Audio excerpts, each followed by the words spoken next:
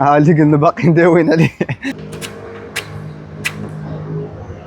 بسبب هادي تقدر دير هادي، او يقدر ولدك الصغير يدير هادي، او بنتك دير هادي، او تقدر دير ما اكثر من هادي.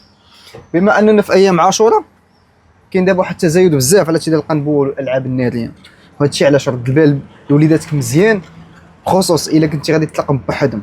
يعني ولدك دائما الا بغى يلعب بهادشي دائما تكون تحت المرافقه ديال الوالدين ديالو، وتعرف ولدك كيفاش كيلعب بهم والطريقه كيفاش كيستعملهم.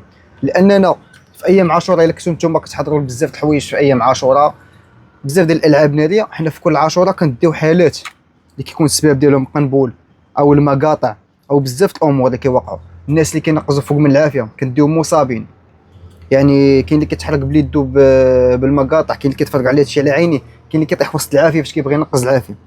يعني حاولوا ما امكن دوزوا هاد 10 بلا ما تكون واحد من دوك المصابين اللي كيتصابوا في بحال هاد الايام هادي. ودائما الاخوان الوقايه خير من العلاج، ومزيدا من الحذر الحاضر وافتح خط الوسط.